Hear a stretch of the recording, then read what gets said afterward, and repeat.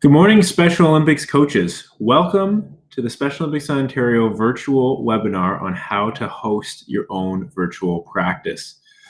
We decided to come up with this webinar to help our coaches feel a little bit more comfortable with the tools that are available to them through the Google G Suites.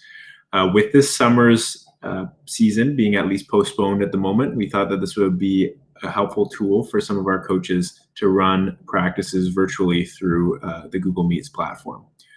So our learning objectives today is we're going to talk briefly about how to schedule your practice and how to make that recurring and make that a Google Meets meeting so you can have face-to-face interaction with your athletes if you so choose, as well as some of the available options on the platform that will make running your practice a little easier.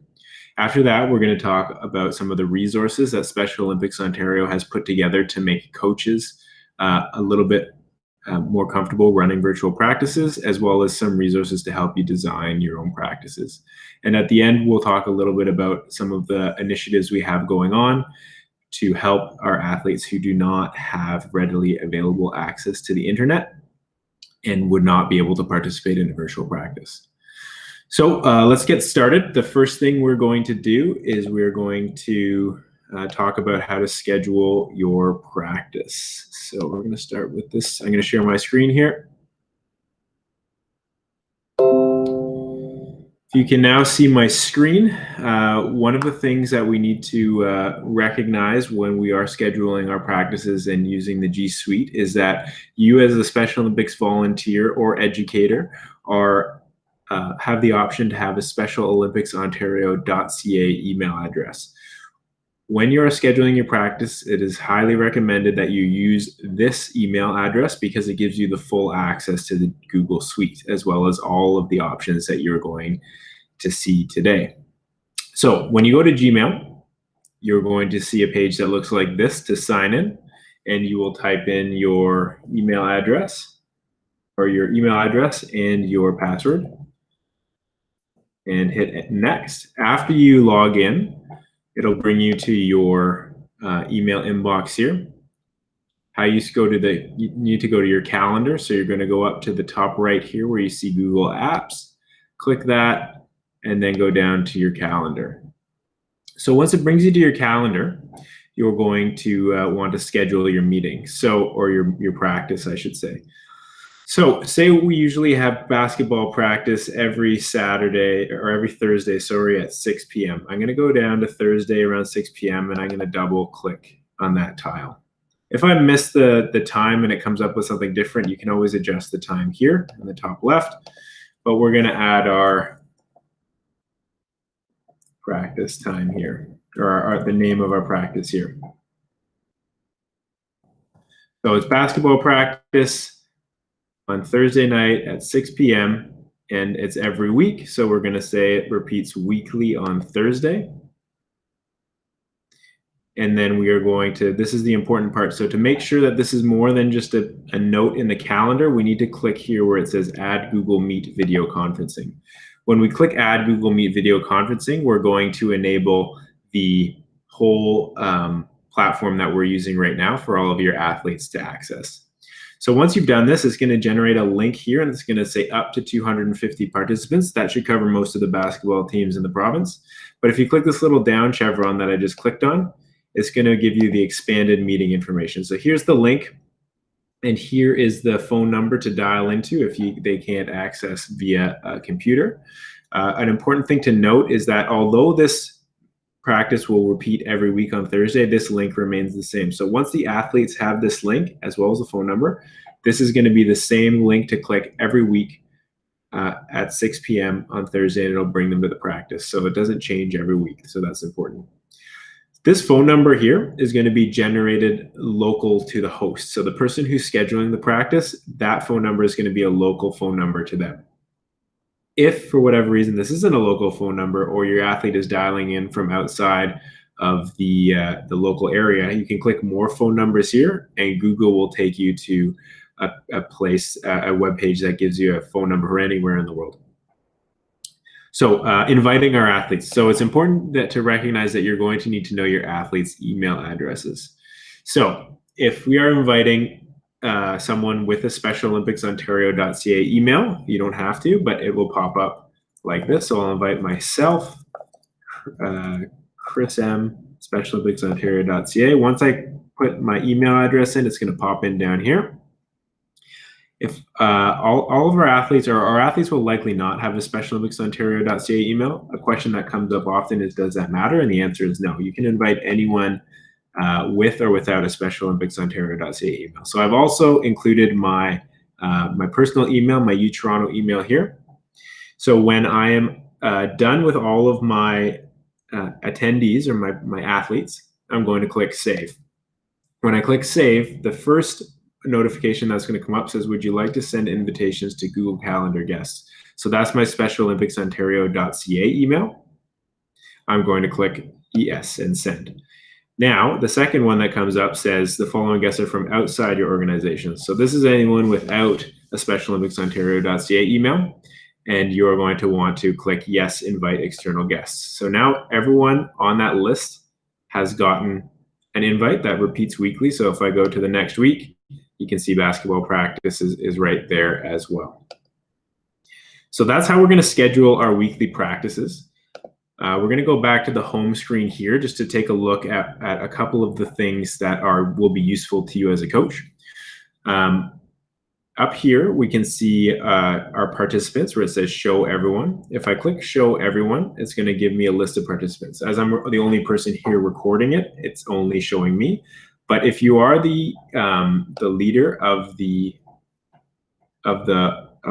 practice, there's going to be a little down chevron beside everyone who is a guest. If you click that down chevron, there is a microphone button, and you can mute people if there's background noises. So generally speaking, I ask everyone to mute when I'm running a practice, but if sometimes someone forgets, I can mute them. But it's important to note that although I can mute participants in the meeting, I cannot unmute them. So if I mute someone, I always make sure to let them know that I've muted them, because they would need to unmute themselves if they have anything to add to the conversation. Also, if your athletes are having trouble with the link or getting access to it, you can click this button that says add people, and you can type their email address in, or you can also type their phone number in, and the platform will call the athlete and they can participate on their phone. One final thing that is useful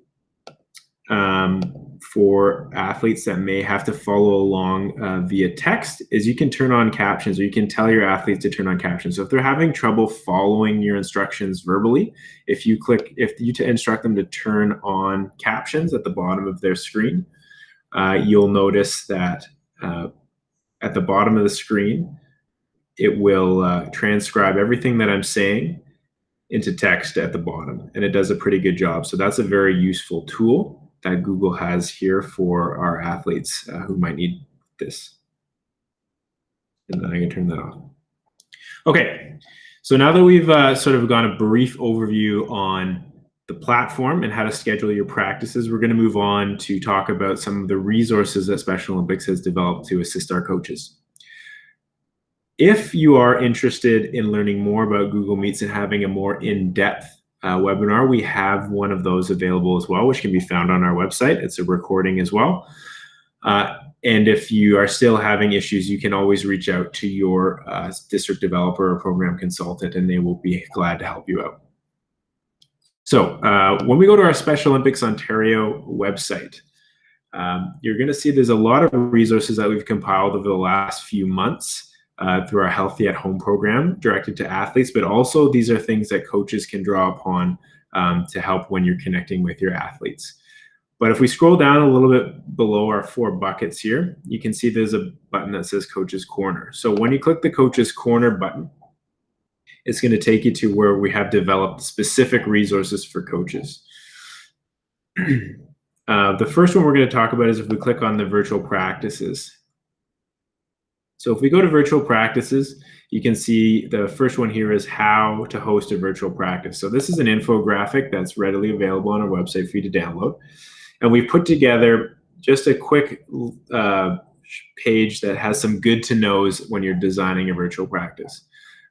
Two of the things I want to emphasize, although it will mimic very closely an in-person practice when you're planning their practice, there are a couple things that are actually an advantage to running a practice in the virtual setting. So specifically with the introduction and the warm-up, generally speaking, when we're running a basketball practice at a school or a community center, we're limited maybe an hour, maybe we have a little bit more based on our permit time. In the virtual setting, you really can run over a little bit. So we want to emphasize that when you're running your introduction, you take the time, take a little bit more time than you would normally and allow for that social engagement between athletes. So ways you can do this is you can have it sort of a popcorn style where you ask the group, what they've done this week to stay active, or you can go around the room and ask people one at a time. You'll notice that the athletes really value this social interaction and is one of the reasons why they participate in Special Olympics to begin with. So giving them this time to chat and connect with each other and their coaches is very, very valuable. Warm-up, okay, again, we can take extra time in the warm-up because, again, we're not constrained by our permit times. And then we've designed our main program and we put together some resources to help coaches design their program if they're not, if there's some areas where they would like some assistance in. And then we have our cool down and our conclusion. Again, conclusion, we can take a little bit more time than we would at the end of a regular practice where people are rushing out the door to get to the next commitment because, again, we're all ready in the comfort of our own home. Things to consider. These are things that we would do regularly as a coach when we are planning our practice or surveying the practice site to make sure that we're managing our risks appropriately. The only difference is well, we would arrive to the practice site a few minutes early to run over our risk management assessment. We can't do that to the athlete's home. So one of the other things that we've come up with is how to create a safe workout space at home. So if you click on that, it's just a short little infographic with things that are pretty standard when you're creating a workout space. This goes for coaches and athletes. I would send this out to my athletes before the workout, so they can take a look at this and set up the space that they're planning on working out in before the practice starts. So again, making sure you're wearing proper footwear, making sure there's no tripping hazards, making sure you have space around you, you're not going to knock over your lamp, tying up your shoes, and most importantly, of course, drinking lots of water. So again, all things that we would be enforcing or managing in the in-person practice site, but this is something that we need to make sure the athletes are aware of, and they need to do this themselves, or their parents need to set them up for this. So if we go back to our Coach's Corner virtual practice, so again, we talked a little bit about the resources we've provided for coaches to sort of plug and play their own workout. So especially for the fitness component, one of the things that some of our coaches have asked for is different exercises and workouts that they can plug and play into their practice plan. So if you click on sample virtual practices and exercises, it'll come up with this PDF here. There's a suggested workout up at the top. There is a workout scheme or 5 different workout schemes that you can pick from. And then beneath that, there are 5 exercises in different body categories. So back, legs, chest, arms, abdominals, and then a bonus round. The link beside it here is a link to a description of the workout, or the exercise, I should say. And this is another thing. If you're going to plug and play some of these different exercises, obviously you're going to demonstrate them virtually. But if you want, you can also send out a few of these that you're going to be doing in your practice in an email before the practice starts. So one of the other things that we have recently been pushing out to our coaches and our volunteers is for our athletes that are unable to participate virtually in virtual practices because of limited internet access. So this program is called Get in Motion. So if you click here, so this is again under the Coach's Corner website.